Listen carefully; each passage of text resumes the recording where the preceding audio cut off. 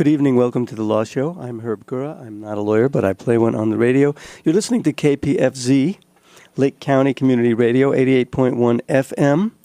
Lake County's only all-volunteer, non-commercial radio station. And because we're a non-commercial station, we could do things that those commercial stations around the county and across the street can't do.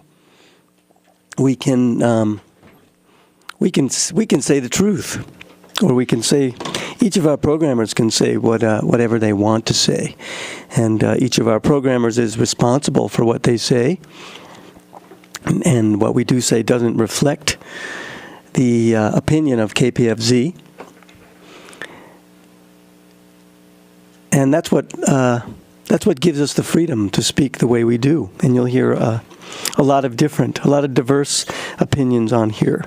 From religious fundamentalism to atheism to left-wing to right-wing politics,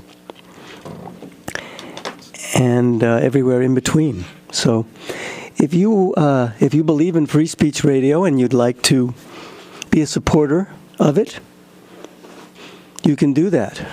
This is your radio station, certainly as much as it is mine, and by calling 263-3640.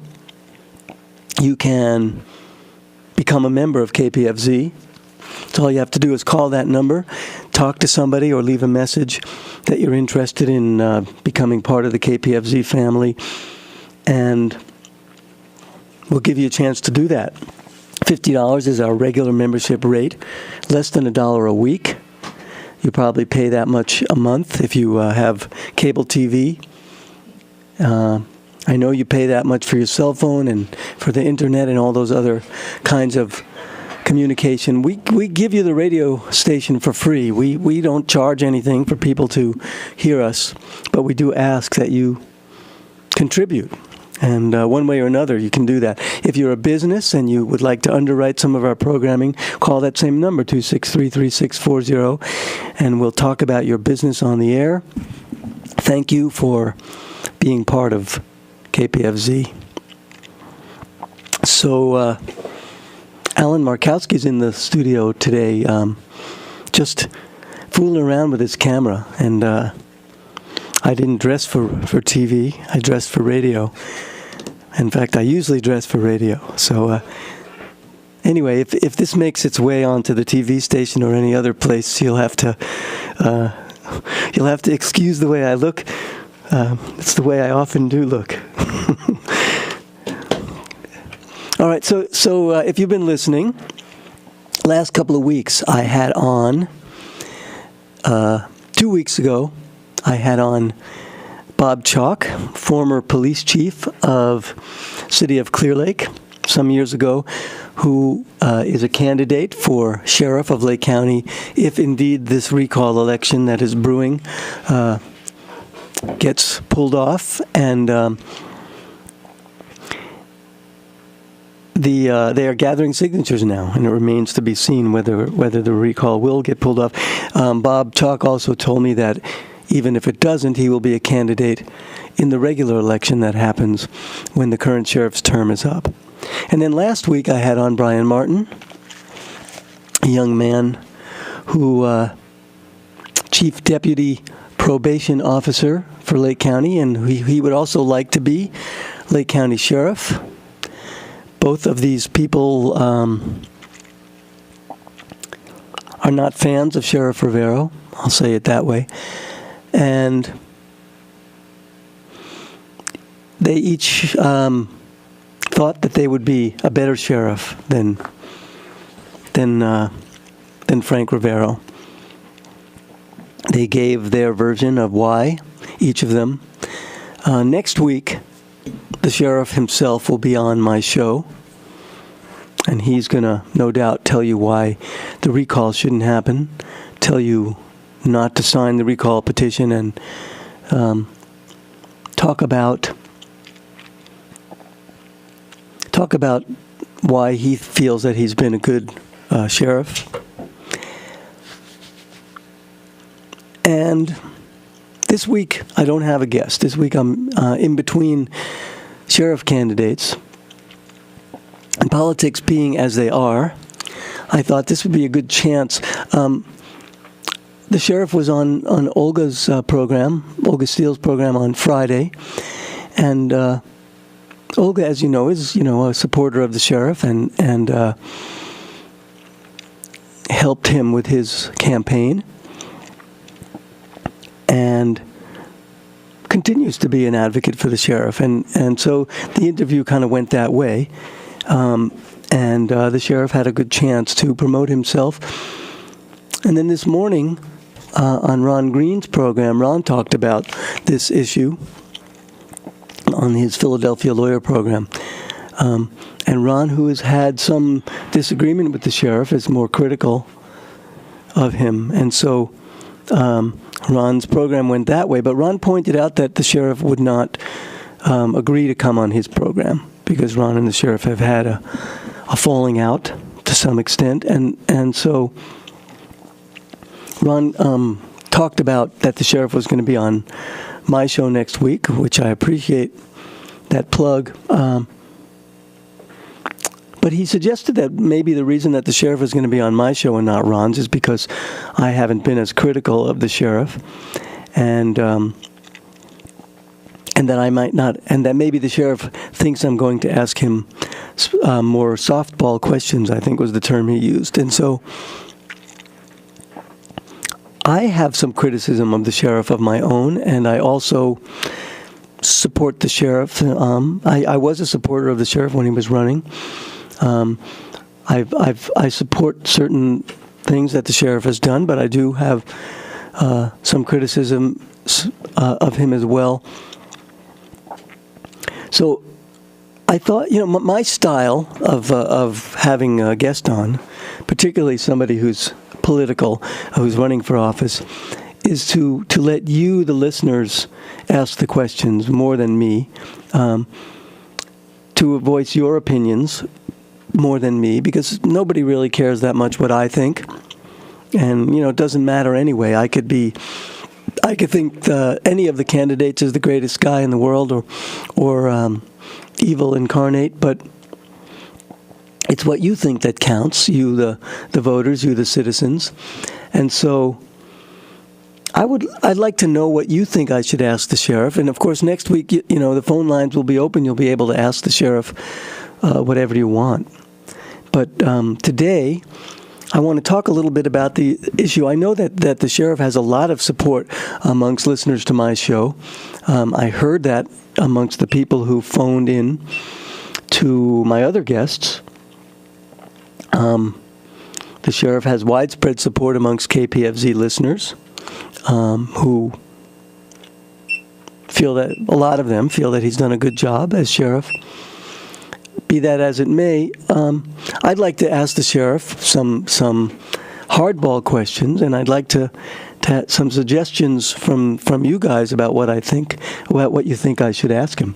The number here at KPFZ is 263-3435, and the phone lines are open. Go ahead, caller. You're on the air. Hi, Herb. Some of the questions I'd like to have these guys answer, these statistical things. You had a really good conversation with Brian Martin about the statistics, and I called in then saying, well, are there just more being reported? And no, there's actually more crime. Well, are more people reporting them because their competence is up? And also, some of the areas from which you got his statistics are in a place that somebody's been in retirement and coming out of retirement to go run for sheriff. And if crime is up that much everywhere, especially coming from the district he just retired from, are those good qualifications? It's really, really hard to get a straight answer around statistics, but they're given to us as though there's some kind of scientific fact or proof of something. And you can use them either way. The same statistic can be used by either side. So, well, one question that I asked Brian was, about those statistics. And let's even just assuming that the statistics are true and that there's more crime now, I wonder what a sheriff can do to prevent crime before it happens. It doesn't seem to me that, the sheriff was on Olga's show, like I said, and he talked about those statistics. Well, he's got a regular gig, though, every 3 Fridays. Right, He's right. at the sheriff's corner. Right, and so he talked about those statistics, and he said that there have been more arrests, and that there's been more crime reported. Yeah, that's what I wanted to know. Is that what that statistic represented? Well, he cited some specific. Those statistics when they talk about how much crime there is, they count how many people are phoning in reporting crimes. It doesn't count how many people are actually convicted of crimes or how many people are caught. But it's the number of reported crimes, and so that's kind of. That's a natural form of argument when discussing this, but so far you can articulate, and I can articulate, but people running for sheriff can't articulate that. But back to my question. Why don't we run for sheriff? Me and you together on a double bill. Yeah, I'm not sure I'm qualified, and you could research the legal part of it for me, but I figure I might as well run for supervisor and sheriff and dog catcher. Around here, all you have to do is get the most votes. Maybe we should combine those positions into one. Oh, they are right now. It's over at called the police station. Super sheriff catcher. I'm going to let somebody else call and ask you. Thanks. You're always generous with your time. Thank you. Bye. So, the thing about those statistics, those crime statistics, and that's the question that I asked the candidates is, what can the sheriff do to prevent crime before it happens? The sheriff's job is mostly to catch the criminals after they commit the crimes, but what can a sheriff do to prevent a crime from happening before it happens?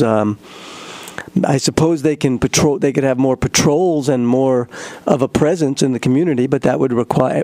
And I'm sure that any sheriff would like to have that, but that requires more funding. That requires more people getting hired, more people being on the job, etc. So anyway, I want to hear some of your opinions about this. 263-3435. I'm going to play some Blue Collar. Which reminds me, people have been asking me about the memorial for Carl Stewart, and it's looking like it's going to be July 13th at the Soper Reese Theater. It's going to probably be pretty packed. There's going to be a lot of music in that event, and I don't know exactly how and who it's getting organized, but I'm going to be there. I'm actually going to be traveling in Oregon at that time. It's right in the middle of my trip to Oregon, but I'm going to fly down for that day because I want to pay tribute to my friend Carl, and fly down and fly back to Oregon is what I'm going to do. All right, so July 13th at the Soper Reese Theater. If you'd like to celebrate the life of Carl Stewart and maybe hear some of his musician friends express their feelings musically. And I'm sure people will speak, and Carl's family and loved ones will be there. There'll be more information about that. Caller, you are on the air. Hi, Herb. Hi. Hey, you were talking about the crime stats, and I think it's really important to put all that kind of information in the right context. Because it is kind of confusing. Now, if you go look on the sheriff's website, which lists the crime stats for the county back to, I believe it's 2007, you'll see that in some crime categories, there are spikes that are just inexplicable, year to year. Mm-hmm. And the one example that really sticks out is the violent crime category, where, from one year to another, you can have a variation of 150 or somewhere around 200, in the number of these incidents that are reported. Just talk overall violent crime. You talking? What when you say violent crime, are you including domestic violence? Are you including pretty much any kind of crime that qualifies as being as an assault of one person against another? So, you know, it's really hard to come up with an explanation as to why you would see, you know, a spike from year to year like that when nothing seems to have changed. You know, the same number of deputies out there, nothing in society was, you know, radically different, and it's inexplicable. But I keep asking, though, Phil, like, what's the sheriff going to do about a spike in crime? I mean, other than catch the people after they commit the crimes, how can the sheriff predict that a violent act is going to happen and stop it from happening before it does? Yeah, there's not a lot you can do to prevent people from attacking each other. Exactly. I mean, other than, you know, locking up people that are habitually dangerous. And right now, you know, the opposition to the sheriff is claiming, oh, there's a big 43% increase in violent crime. And, well, yeah, that's kind of true in a sense if you look at the right years, comparing them year to year. But then you have to factor in the fact that we've had a lot of inmates released early from state prison. And are they committing these crimes? Has somebody tracked that? Oh yeah. I mean, and that's part of the reason. If you look at statewide crime stats, and for serious crimes, I'm talking about, they're going up pretty much everywhere. And a lot of that is traced directly back to the fact that the state is dumping out a lot of people onto the streets who really probably in a lot of cases shouldn't be there. But I thought the one stat that was really interesting to me was that... Hey, before you move on, though, Phil, is the state releasing violent criminals, violent people who are convicted of violent crimes? I thought they were just releasing people convicted of nonviolent crimes. They are. They're letting people out early. There's people that are being put on, you know, home detention and everything else, work furloughs that they wouldn't have done 5 years ago. Just, you know, they've definitely lowered the bar as far as who they will allow back out on the streets right now. It's economics. Of course, yeah. The jails are overcrowded. And well, there's a federal court ruling that says that they can't have state prisons perpetually overcrowded. Exactly, yeah. There's no money to build bigger ones and no political will to do that. I believe the governor was ordered, right, by a federal judge. Right, exactly, yeah. I mean, they didn't really have a choice there. But the getting back to the point I wanted to make about stats that you can really make some sense out of are the fact that the last year of Mitchell's term, there were 4 busts for sales of methamphetamine in Lake County. And in the next year, I believe it was, that Rivero took over, or it may have been just as last year, there were 31 busts. So that's almost an 800% increase in these busts of meth dealers. And as the sheriff was pointing out, you know, that's a statistic that you can really define what is driving it. Because these busts are the results of investigations. They're the result of putting pressure on people to snitch on their dealers and actual police work. This isn't just, well, you know, someone swam into the net because they were driving around in a car full of meth, you know. It wasn't like that. This was where they did investigative work. They caught people selling meth. Not just possession with intent to sell, but actual, you know, sale, which is, you know, different under the law. So, you know, that I think shows that the sheriff did follow through on his commitment to target meth.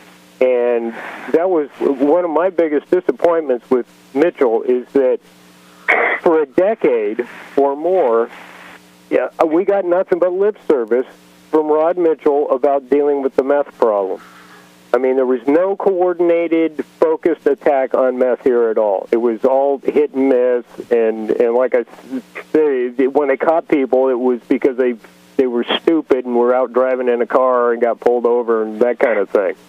So that, to me, I think is an important stat, because that's a measure of the amount of resources that were put into dealing with that problem. And I think that and alcohol have always been the two biggest drug problems we have in the county.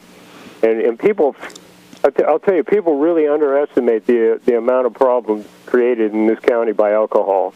Everywhere, yeah. Yeah, I mean, it is huge. It's the most available drug anyway. I mean, stay with us, Phil. I have another call, but stay on the line. Go ahead, caller.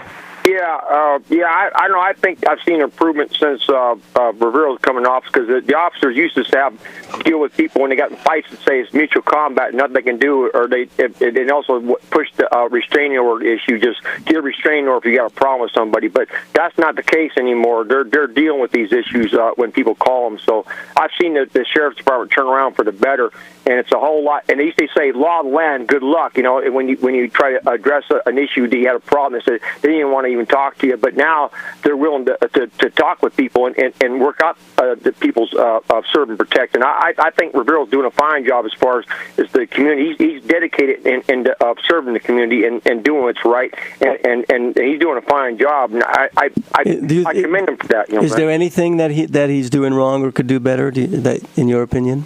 Well, I mean, there's always room for improvement, but he's the thing is he's only one guy, but he's done a lot to improve that sheriff's department. They're a lot more professional and a lot more courteous to the public, and they dress professionally now too. They used to run around in shorts and coveralls all the time. He used to drive their cars. I've seen him in Jack in the Box talking to their wives and driving their cars home and everything else. He put a stop to that, and that's not right. That we paying the gas for these guys with taxpayers paying for the gas, and they're not even on duty, and they're taking their cars home. He put a stop to that. They don't do that no more. But on Mitchell's watch, they used to do that all the time. So, I mean, he put a stop to that. You know, under Mitchell, they had those black uniforms, and I was never happy with those things, man. They just looked a little too sinister. It looked like everyone was on the SWAT team or something, and that was just a little too intimidating for me.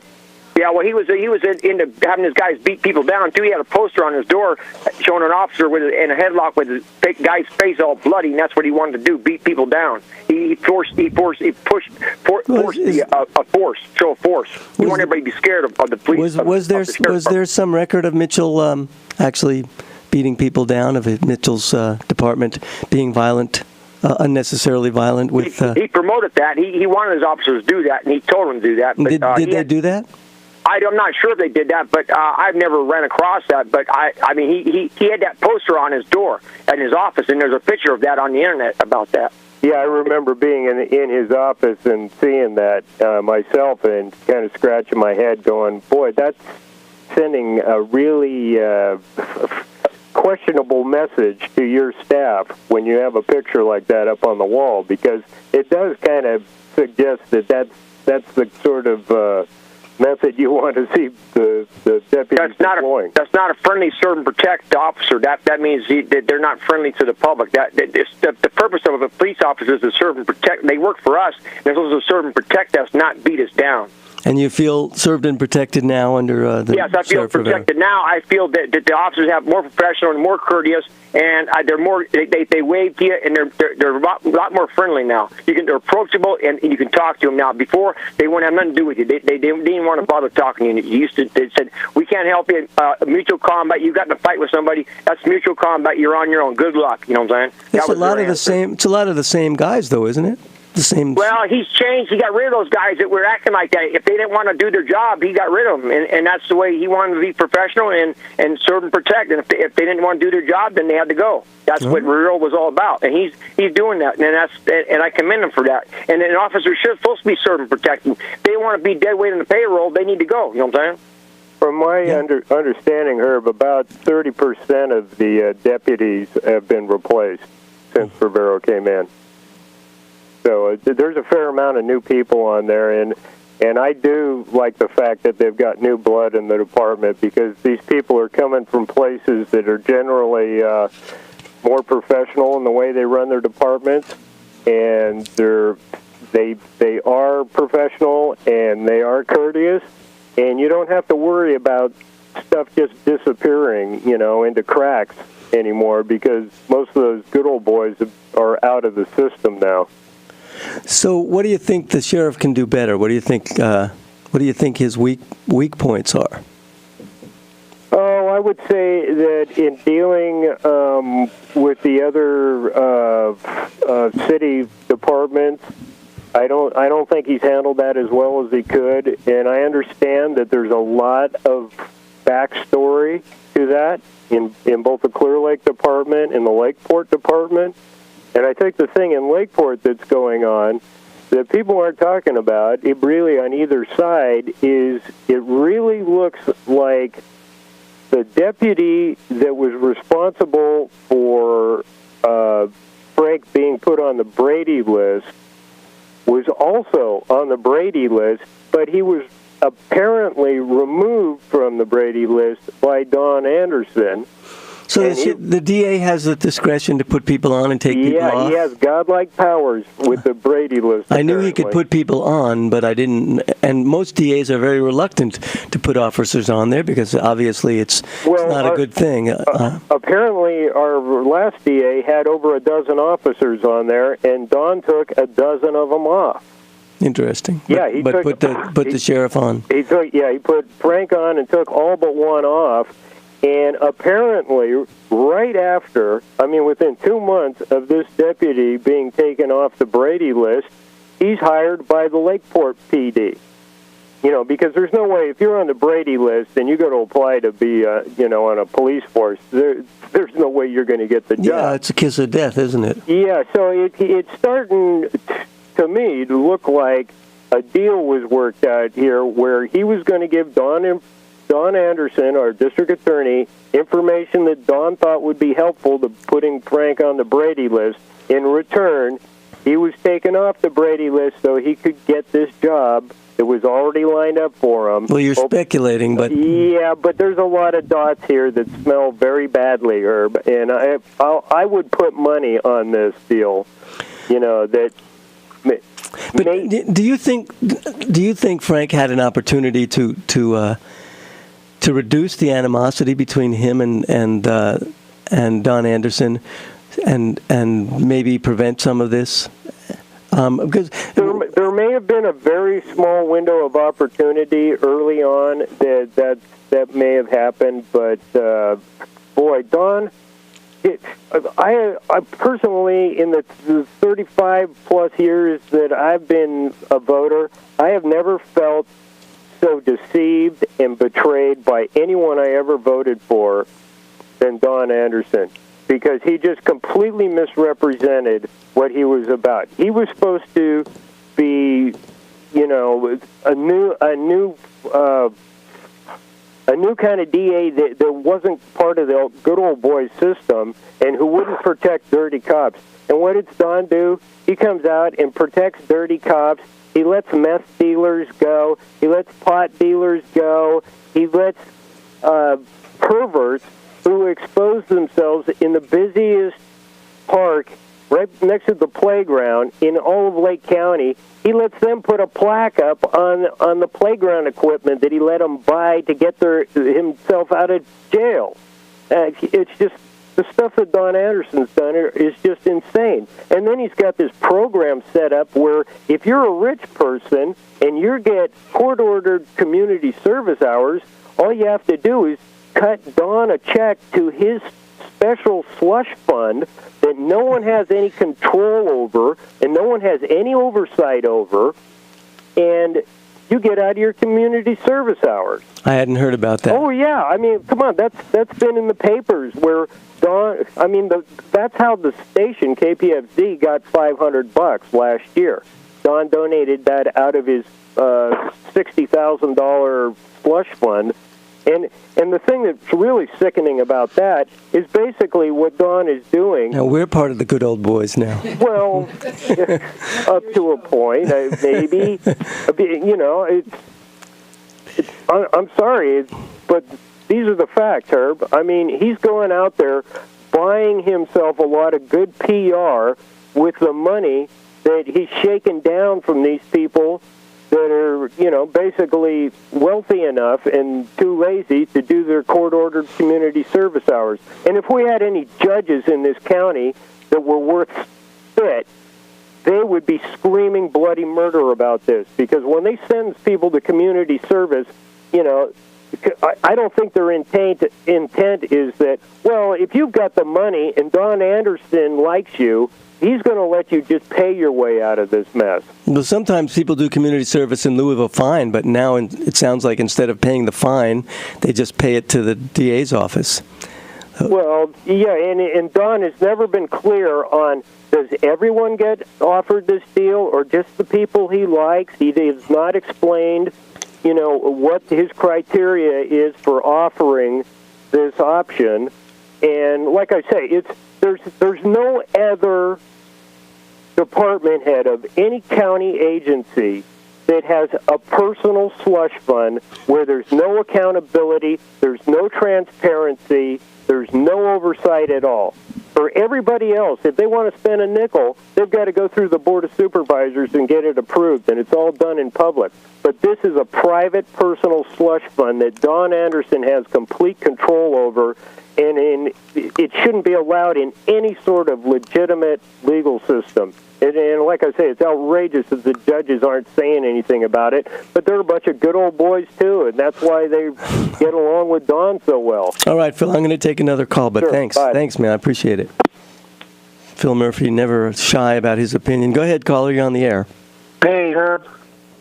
Hey. You got me on the. Hey, a request. You were asking for a request. About asking. Yeah, questions to ask the sheriff. Yeah, questions to ask the sheriff. And a suggestion would be to ask Frank what he thinks that, what he's done wrong. Ask him. You know what I'm saying? Yeah, that is a question that I often ask him when I interview him, and usually I must say that he starts talking about other people right away. Yeah, he's not he's not one to be self-critical very often, but good point. But yeah, I will ask him that because I do. My take on it has always been that Frank came into office with a lot of people against him, a lot of people who did not want him to succeed and were out to get him right from the start. And I think that's a given because those people were very outspoken. But I don't think Frank necessarily handled it very well. And his public feuds with public officials, I think, have come back to haunt him, and he's dealing with a lot of that now. And as a county, I think we're all dealing with it. So I'd like to ask him about that.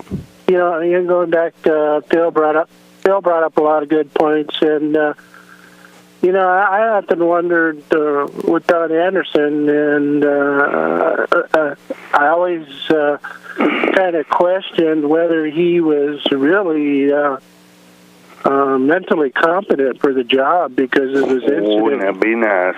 Years ago with the Hellbush incident, where he ran, where he sort of had a nervous breakdown or something, I guess, when he was... I don't know that he had a nervous breakdown. I haven't heard that. So I always question his competency, whether he was really, should he have been examined before he... I don't, the Hellbush incident was a long time ago, and Don was a practicing attorney for a long time in Lake County between then and now. I don't think he's crazy or anything. I think he's just, he's controversial, because there's a lot of controversy around elected officials in Lake County, and people, and I say this about Frank, people either love him or they hate him. There's not too many people that are like, oh, well, he's okay. People are either big supporters or, or they're big detractors. So, hey, thanks, Dennis. Appreciate it. Yeah, okay, Herb. Okay. Go ahead, caller. You're on the air. Hey, methinks we're being kind of hard on the beaver. Well, what do you got to say, Wally? Well, this ain't Mayberry and Frank ain't Superman. Some people would argue with both of those points, but... What, they they think it's Mayberry? Okay. Well, I just would submit to Phil and all the listening audience that if statistics get your panties in such a wad, quit looking at them. Would be one idea. People interpret the statistics however they like. Yeah, and they're welcome to do that. But if it upsets them so, I just don't see why they keep doing it. And our local politics, we're taking ourselves way too serious, I'm afraid. I think Frank's done some good work with the meth, and I wish his bowels would lock over the DEA involvement. But yeah, that's something had one vote. That's and, that's all them commissioners had was 5 between them. That's something, the DEA thing is something that Ron Green has urged me to ask him about, and I will. Well, Ron, he's a pistol too, and he's a friend of mine, and he has done me a lot of good in my life. Well, that's good to hear. But everybody's capable of running off the rails, and sometimes he gets a little emotional. But, where did the DEA ever bring any benefit? Oh, well, you get DEA money, and if they deputize, benefit. I didn't say money. Well, that's if you're in county government and someone's trying to throw money at you, often you look at that as a plus. I know that on the school board, when somebody steps up and says, "Hey, we want to give you money," a lot of people are very quick to take it, and I usually ask, "Well, what strings are attached? Why would you want to do that?" Yeah, well, they'll give you their reasons, but there's often, when make them write them down, and if that's their reasons and they're agreeable, take their money, but don't tell them to come back later for the rest of the deal. Yeah. I don't know. It just seems to me like that Frank waded into a swamp. And I'm ashamed to say that I was a little leery of him because he was from Cuba, and I was afraid he'd be right-wing, and turns out he is somewhat, but then I guess I am somewhat. But we're going to have an election. Maybe. Next June, and then we'll have an election next fall, and I think that would be plenty quick enough to deal with whatever problems we have decided we've got all at once. They wasn't problems for the first. Well, the recall. Well, I came here in '84, and Chalk was chief of police, and let me tell you, the 2 they're offering for replacements. No, we don't need to change. Yeah. Well, not for them to. Thanks, Ken. I appreciate the call. For the first time in my life, I didn't eat barbecue at Lower Lake Saturday because of what kind of mess they had across from where they're serving the food. That's just my personal opinion. Well, you're probably healthier for you anyway. Well, yeah, meat probably gonna kill you, but it's taking it a long time. Hey, have a good show. All right, Ken. Thank you. Caller, you're on the air. KPFC. Yeah. Hey, I think for the microscope that Frank River's under is shining pretty bright. He's got a pretty bright star for what the microscope he's under right now, considering things all said and done, because anybody, you can put him under a microscope, you can find dirt on anybody, and they're not finding much on that man, so I think he's doing a fine job. So under all the pressure he's under and all these death threats and everything else that he's dealing with, everybody seems to be so stacked against him.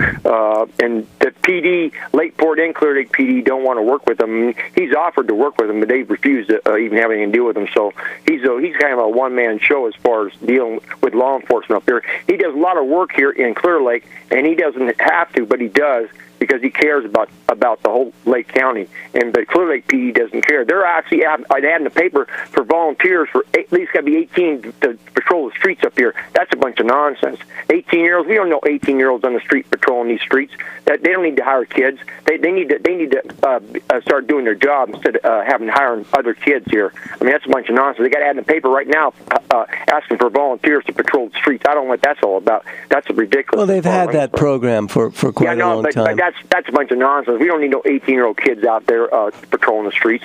I mean, that's a bunch of nonsense. I mean, who wants to deal with a bunch of kids? You know what I'm saying? Telling everybody what to do. You know what I'm saying? These Clear Lake PD, they don't do much of law enforcement at all. There's no law and order as far as we're concerned. I mean, they're supposed to just kind of report things that they see to the police. You try call the Clear Lake PD and you'll get a recording. They don't even have dispatch no more. You can't talk to dispatch no more. No way you get dispatch is call 911. You cannot get dispatch through the regular office number. Yeah, they don't have money. Yeah, so they shut that down. Well, then if they don't have the money, they need to pack up and leave and let the sheriff move and take over. You know what I'm saying? Go back to a town. It'd be a lot better off.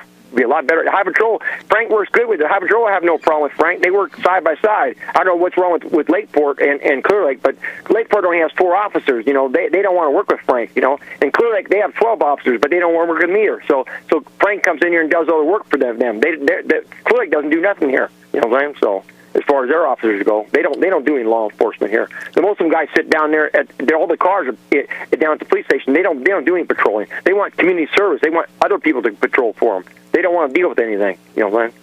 They let Frank do all the work. So it's a bunch of nonsense as far as I'm concerned. They're not willing to work with the man. Thanks for your call. I appreciate that. All right. So you can certainly say that Frank Rivero is a polarizing figure. And the people who support him are really strong supporters, and I think you heard that. You heard that in all the calls today. And then, the people who don't like him, who are out there, on the streets trying to get signatures to recall him, they're at least equally as vehement in how they feel.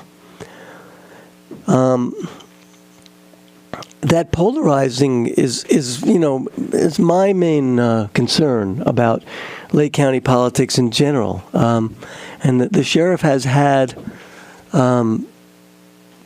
issues with Rob Brown, supervisor, with the district attorney, with the chiefs of police of both of the other jurisdictions in Lake County.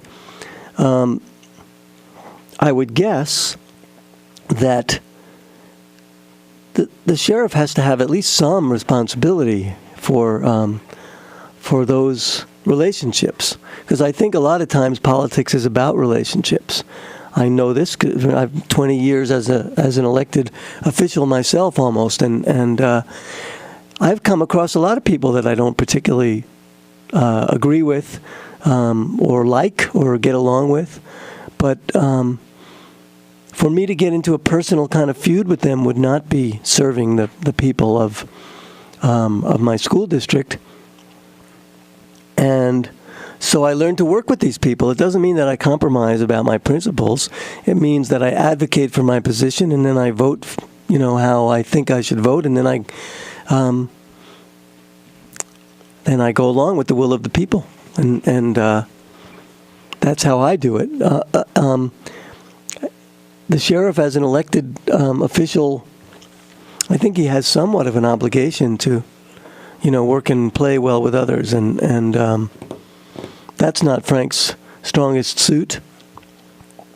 As far as running the sheriff's department, I haven't seen any. I know that the 2 candidates running against him have tried to make a case for there being a lot wrong with law enforcement. The feet on the ground kind of law enforcement. And that I haven't seen. I mean, there are these statistics that are being waved around about crime going up. In my own life, in my own town, I don't see more crime. I don't feel less safe. I've read about some high-profile crimes in the newspaper, but I think those have often been there. A lot of this just boils down to politics.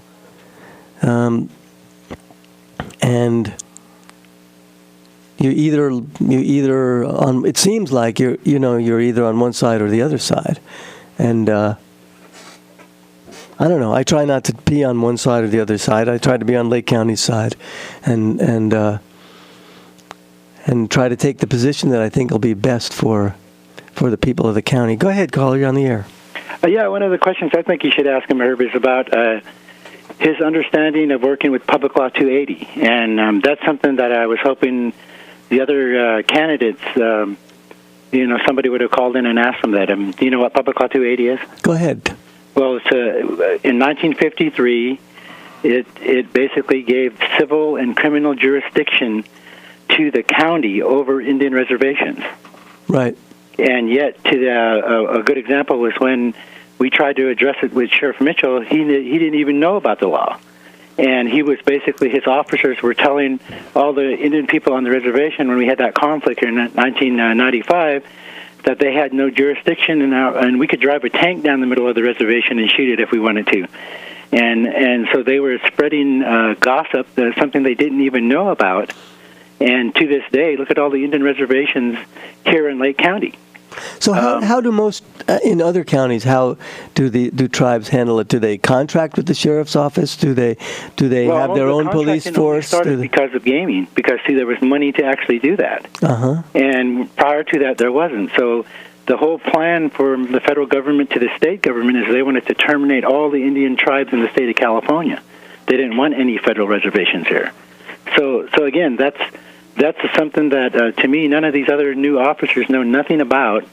And the other thing that really is disappointing for me, although I've supported Rivero and actually got him and introduced him to every Indian tribe, and he went there, and that's, to me, how he was elected, because of the Indian vote. He went to every Indian reservation here, and the main issue at the time was Rodney Mitchell would not address these issues on the Indian reservations. And again, a lot of people, I keep trying to remind them that go back and look at Rivero's campaign where he did there was an investigative report from Channel 7 in the Bay Area called Racial Profiling by Lake County officers. And he had documented officers, a rookie officer showing how Mitchell, and they actually quoted it as the Jose ride, wherein they picked up minorities, how they gave them this rough ride and around the mountains fast and laughed at how they treated the minorities here. So, if you were going to give the sheriff a grade so far in his term on how he's dealt with Native American people and Native American issues, what would you say? I would say a C plus, but you got to look at that. Passing. Mitchell was a F plus. Okay, and, so he has it's been an improvement. What does he need to do? Well, unfortunately, the only improvement is that now the marijuana growers are put on the same level as Indian people. I mean, what do you mean by that? Look down upon them like they did to the minority populations here. And a good example, Frank Rivero basically was saying that he was going to create the Citizens Committee, and that's where most of the Native American people said, yes, we need to hear our voices. And matter of fact, on every Indian reservation, there's a lot of veterans that would be there supporting them and doing all of that, but they never got that support because he never followed up on it. So you think the Native American vote is significant in an election? I do. How many, like in your district, how many Native American people you think there are voting? Well, there's 3 tribes in my district. Mm-hmm. And so there's at least, and then again, with a good example is with the 3 reservations, probably only 45% of them are voters. Mm-hmm. And even with that amount, I feel they really got Rivero elected. What would it take to bring out the vote from your people? I think they want to see more people who are in tune and at least aware of the long-standing racial issues here in the county. And matter of fact, that's why I was saying I was hoping KPFZ would have more of an investigative news program where we would have, like, to me, I think probably the best 2 people would be Phil Murphy and Betsy Kahn. They need their own news program because they know a lot about the politics and they've been involved in it a lot. But anyway, what I wanted to get at also is this, the county. Someone should look up the record of Supervisor Jesse Combs.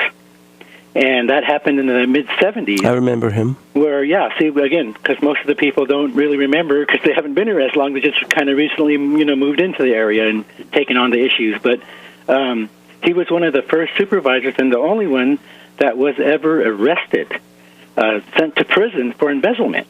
Because what he was doing while he was on the board, just like they're accusing Rob Brown and other of these people using their title, he was a contractor, and basically he voted for the places and to not have Native Americans, go out and do the EIRs not on these properties. So then he would come back and get the bid on the contract, and then he would make, I think it was $300,000 he made in one of his for his own company. While he was what district did he represent? Yeah, so again, we have this. What was Combs's? Which was Combs's district? Change that and get more local people who are from the county to, be more board of supervisors. Which was Combs's district? Do you remember? I think he was in Rob Brown's district. Okay. Yeah. So again, because the same thing happened. A good example was in those days, there was a big push to nominate Anderson Marsh and get the funding for Anderson Marsh State Park. And again, the majority of the supervisors were against it because they didn't want to, I know there was a developer that wanted that land. Yeah, and again, there was actually a board of supervisors during the recall because they recalled them over, not supporting it. Actually, died from a heart attack. Wow. So there's a lot of issues like that I think, again, I still see. Hope that we just wait till to me, this is all wrong. Doing the recall, we should just let him go out his term and revote him or not revote him back in. Makes sense to me. Yeah, also. But again, see, so what we've seen in the Native American community is we've seen all these officers, like they brought up with Purdock, and again, see, it's hard because Purdock grew up around many of the Native American people here, and yet they get this, the good old boy pass of when they violate something, nothing is done to them. Matter of fact, and this is nothing against Clausen, but I remember when we had the first Head Start in the whole Lake County. Clausen, who is, I don't know if he's still with the Clear Lake. He is. He's still the police chief. He's the police chief right now. Well, his nickname was Tagger. He used to run around with his claws and say, "I'm a Tagger." He started here on the Indian Reservation. He went to our school. So we have a lot of involvement with some of these guys, but when they get into office, it's kind of like they forget the community that they grew up around. So again, that's just some of the things, and I really wish more people would do more research on it.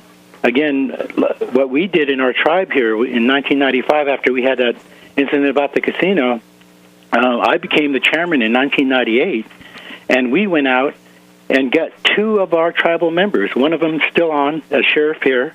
The other moved on to he's a highway patrol in another county. But we got our own Bureau of Indian Affairs grant and paid for their police academy schooling. And they became Lake County sheriffs.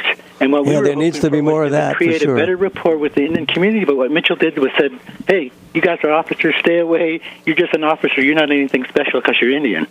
And see, then, to me, we could have made better relationships within our community, but that did not happen. Thanks, man. I got to go. I'm running out short of time. So all right. Thank you. Bye. Caller, you're on the air. I wanted to talk about Public Law 280. Be quick.